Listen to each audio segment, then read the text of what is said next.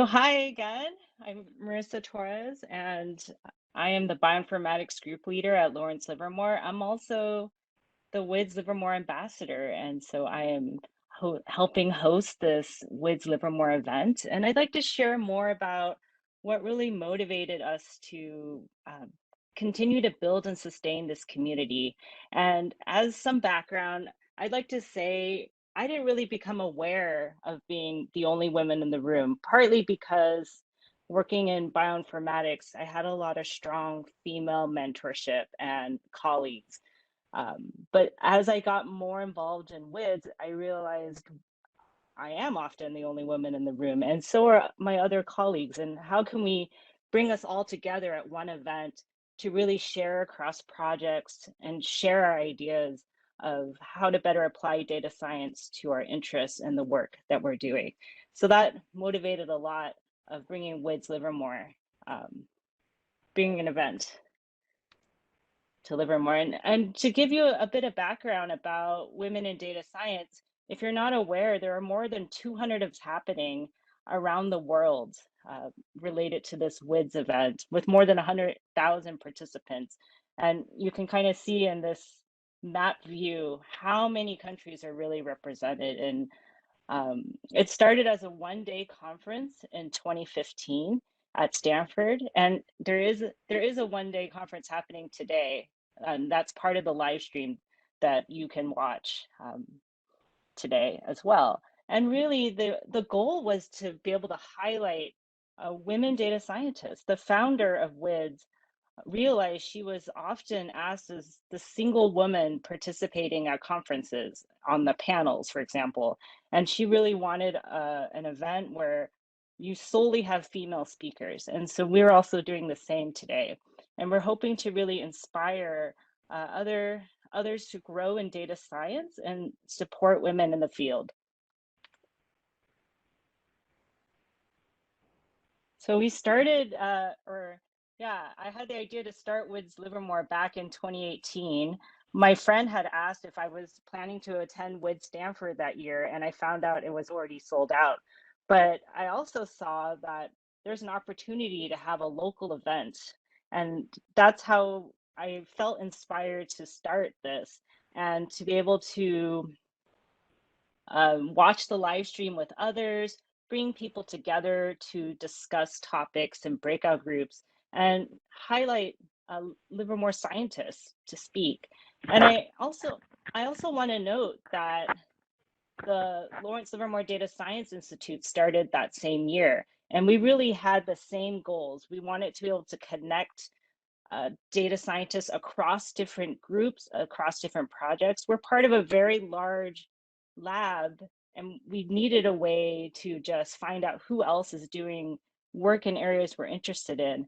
So you could see some pictures here, the first WID selfie, as well as some of the breakout groups and also the watch party. And the goal really was to strengthen our ties within our local community and really learn who else around us is doing work similar to us.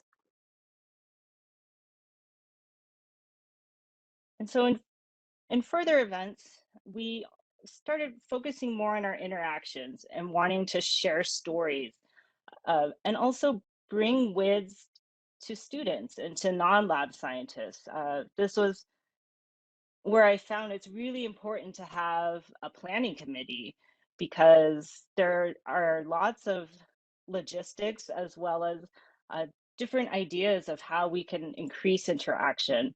One idea, and hopefully you will all participate today, is speed mentoring. So having opportunity to pair up and actually share advice and also ideas for how to apply data science in the work that you're doing, how to grow in the field, as well as a career panel where we could really ask some of these questions that we don't typically get to talk about, such as at the fireside chat today, where we really delve deep into kind of how do you develop your career as a woman leader and how do you actually grow technically as well as grow in leadership. Another thing I want to highlight is Laura Kegelmeyer, who I believe she's on. She presented at our first WIDS Livermore about the research she's doing at NIF. Uh, and she also presented at WIDS Stanford. And by presenting at WIDS Stanford, she was able to share her lab research across the world. Pictured here is a cartoon of her and also of me. And that's really what she looked like on the WIDS Stanford stage. And we all got to watch her present. And it was really fun to realize that her research was being broadcast around the world. Another thing I've really enjoyed as being part of this WIDS ambassadors is they've had meetups where I could join and learn more about other organizers from around the world, international representatives such as women in India who literally are the only woman in their area, in their field, and they want to promote these kind of events and provide educational opportunities as well as opportunities to introduce data science to scientists who may not be aware of how data science could help them. And so pictured here is yet another WID selfie and our first panel with Felice Lightstone at the far right, who I work very closely with on a lot of our drug discovery research.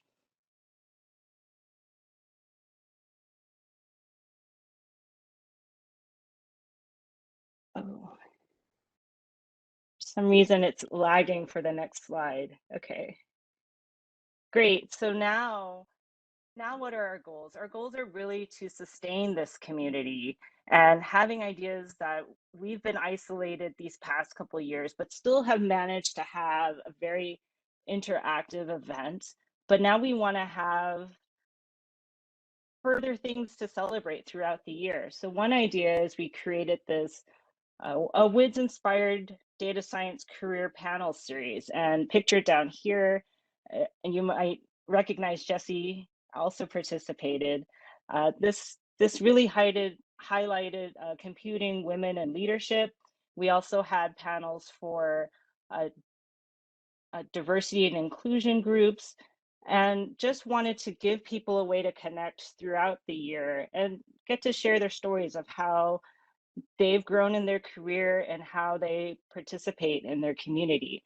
I also want to highlight and give uh, proper recognition this year that we participated in this WIDS Datathon that's held every year. And this year, the topic was climate change. And through this, we also organized data science workshops to introduce how you could participate in the Datathon and provide support tools to look at the problem data set and how to actually submit it through the Kaggle competition. So if you are part of the applied track today, you will learn more about that at the workshop later this afternoon. And finally, as we participate in different outreach events, such as Girls Who Code or other volunteer opportunities, we are representing WIDS and teaching about women in tech to those participants. And for me, I help with middle school students. So introducing data science at that age really helps them picture how to shape a career, even starting from school.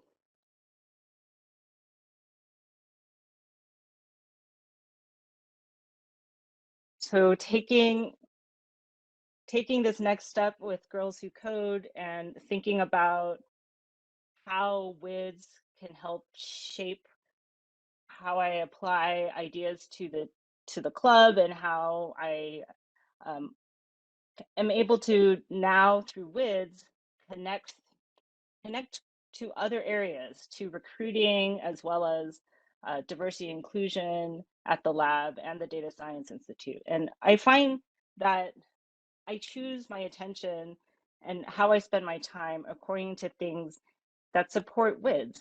For example, I'm finding that I'm helping to mentor the next generation of mentors, WIDS mentors and students, and kind of growing that pool so that you, as you participate in these activities, you see more people like you. I think that's really important.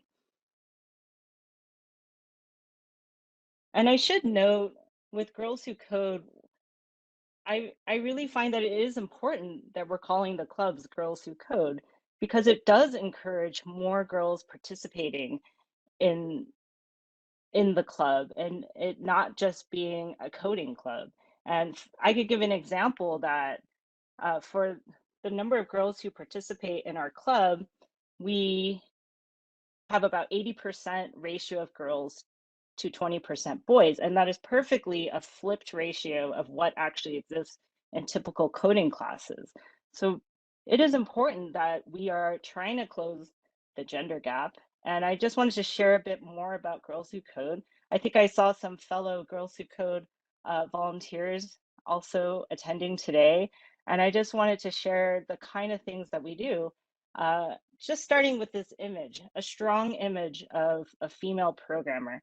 I actually asked an Adobe Bay Area illustrator whether we could use this image for our club and just saw it as representative as, um, you know, changing that image of what a programmer looks like and really growing the number of girls that want to participate in coding.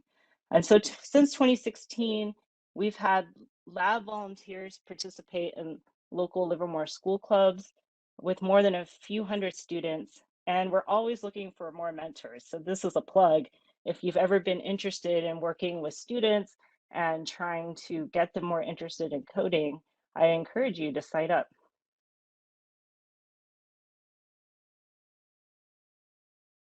So just to give you a flavor of what we do at Girls Who Code, we actually are encouraging them to collaborate in teams and kind of bring coding from an individual problem solving to really growing uh, in collaboration and solving a problem.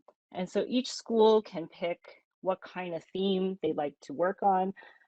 Some examples here are murder mystery and choose your own adventures. And us as volunteers would then help guide those activities, actually going through a software life cycle where the students will define requirements as well as design and test and give each other feedback on their projects.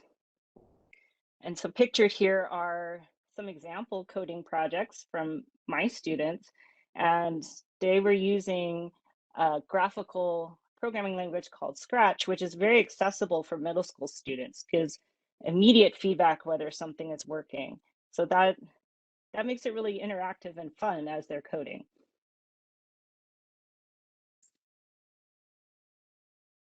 So definitely one of my favorite parts of Girls Who Code is getting to celebrate their achievements. And each year we have a graduation ceremony where the students can present their projects to their parents as well as their school. And we've also been able to uh, take them on field trips to San Francisco. And it is an adventure to take middle school students on BART to actually go to these companies where they can meet female engineers that are working in the industry. And it always amazes me how students can be very confident in what they've done. For example, they actually presented to the CEO of Pocket Gems, which is a uh, video game company, and they showed the games that they made, and it was very fun to watch the engineers give feedback to the students. Middle school students, very impressive, and they have a lot of creativity in what they want to build, and they're very good at applying the coding concepts to it. So it's been a very enjoyable thing to participate in.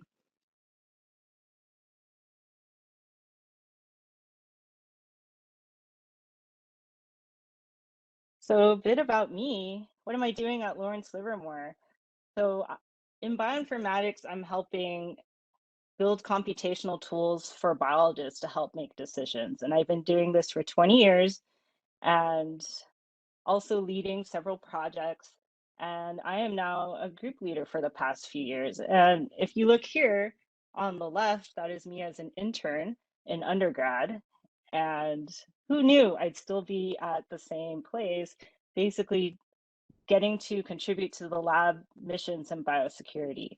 And on the far right, this is WiDS Livermore 2020, right before everything shut down in the pandemic. And I can remember when we started this event that I had warned, hey, there's a pandemic going on, maybe don't shake hands. And little did I know that that would really be the last time I would get to participate in in-person WIDS.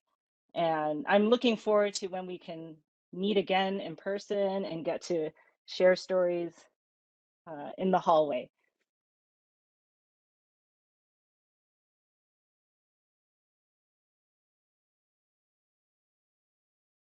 So just to give you a bit of a flavor of what we do in bioinformatics. So whenever there are new pathogens, uh, we help respond, including building detection and diagnostics for public health and designing new drugs. And pictured here is a vaccine design from Lawrence Livermore back in 2020, right when the pandemic started. So we have built these tools to be able to quickly respond and also keep up with the pandemic. As new mutations are found, we can iterate over our tools. So this should be no surprise to any of you, but if you can rapidly respond to a disease outbreak and provide earlier intervention, it's very important. As this graph shows, if you can intervene sooner, you can reduce the amount of infections over time. And so our group at the lab, even before this current pandemic, we've been responding continually to different viruses that have come along the way. And really, what we're doing is building these capabilities and learning from them for the next one. So we are still working on COVID. It is not a solved problem.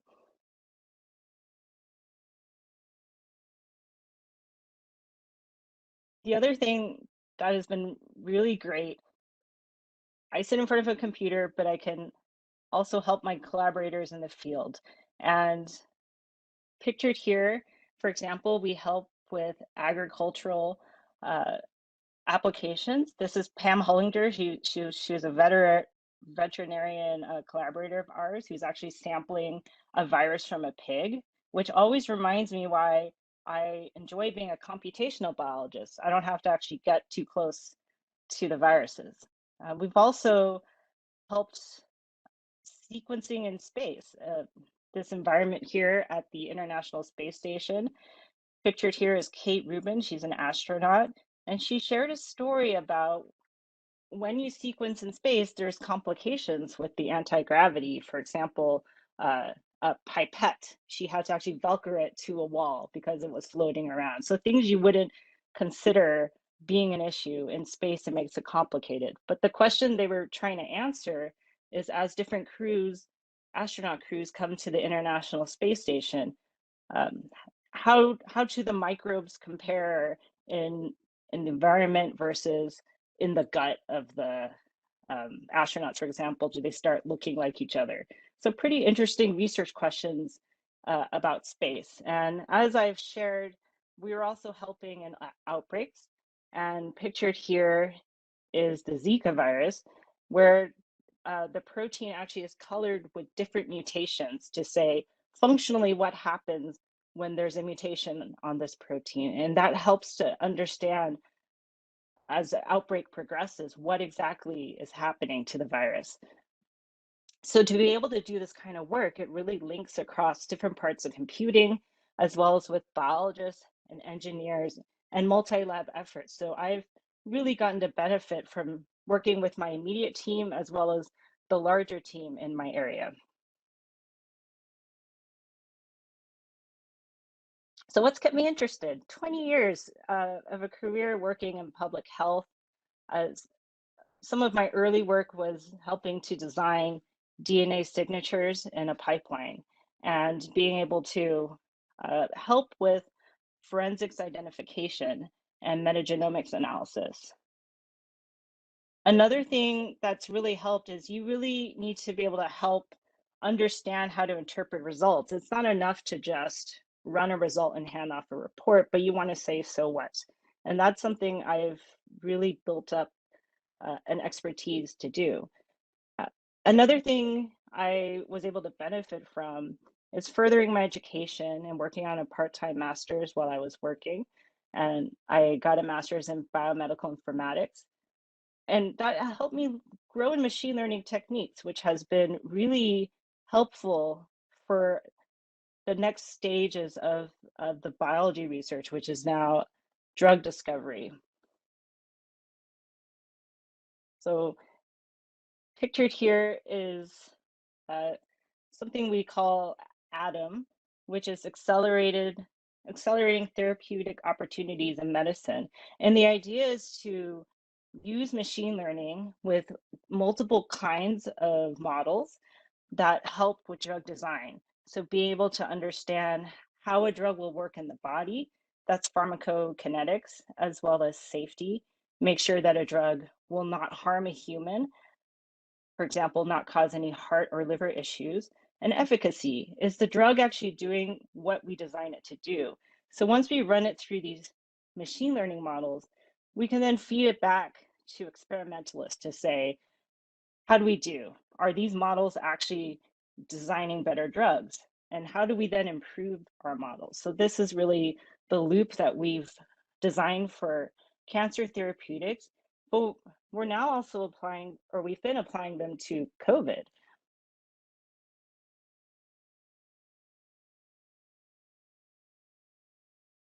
So a couple years ago, when this pandemic really started, we released this tool called CoViewer to help COVID-19 researchers explore our molecular dynamics simulation. So we took all possible drug candidates, billions of drug candidates, and compared them to a handful of the COVID virus proteins. And we released all this on this tool to help researchers understand what are possible COVID drugs. And now we're extending this through our collaboration with the American Heart Association to do the same work across human proteins. So tens of thousands of human proteins we're comparing to potential drugs. And the idea is now we're wanting to evaluate how are these drugs going to work in a human, potentially are there safety effects? Very important work and screening effort. If you'd like to learn more about the kind of research we've done in coronavirus, there's some links here that you can look at. So as I shared, I'm also a group leader, and part of that is really finding and hiring the talent to solve next generation global security problems. So what we were finding is in bioinformatics, we really need data scientists. But we also need to merge expertise amongst our teams. Uh, Bioinformatics used to be more computer science focused, but now we're also finding as we build up our capabilities for prediction and, and drug discovery, we're needing expertise in skills such as DevOps and software engineers. For an example, a lot of our algorithms are on high performance computing where we might need some workflow tools to be able to say, I've run this prediction, but now I want to change some parameters and I want to run it again. So if you are looking to grow some skills, I really suggest DevOps as well as workflow. It will benefit you as you scale up your algorithms, and it will also help you be able to deploy your your tools to different computing systems, which has been very important for our work.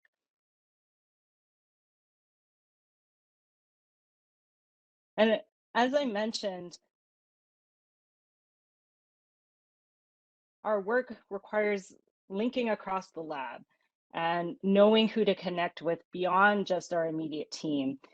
So I've been working a lot with a lot of group leaders and PIs across computing and global security, as well as biologists and physical life sciences and engineers. And it's very important as a group leader to be able to then say, what are the skills that might be overlapping between the groups? How can we share our expertise and share our knowledge, because it's really cross-disciplinary.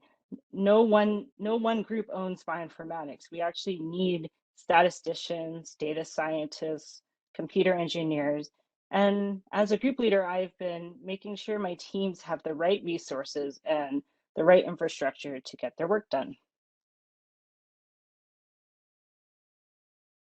So I really want to give a big thank you to the WiDS Livermore organizers. So as you interact with people today, and if you run across any of these folks, please thank them. And they've really solved a lot of the logistics that are involved with having a virtual event and also really helped with communicating and publicity. So I'm very thankful for all their efforts, especially for keeping up this uh, this energy to keep this WIDS community going. It's so important. And finally, in closing, I really want to encourage you all to just get involved. Pick an area that you care about and help build it, help sustain it. That's what I'm finding with my involvement with WIDS and Girls Who Code. It's not enough to just participate a little. I feel like it has really become part of who I am and part of what I think about as I choose the type of activities that I get involved with. So I included a few links here for WIDS Livermore as well as Girls Who Code, and also the Data Science Summer Institute if you're interested in learning more. And finally, the Tri-Valley Expanding Your Horizons. I have a lot of friends who've participated in those outreach activities that are helping bring STEM to local girls and just trying to promote how to apply STEM to their lives. So please let me know if you have any questions, but thank you for joining. And we are always looking for more WIDS committee members. So if you're interested in helping plan the next event, I really would encourage you to contact us. And yeah, please let me know if you have any questions. Let me check the chat here. Yeah, and thank you, and have a wonderful time today, both watching the live stream and getting to interact. And hopefully, I see you at the next networking break.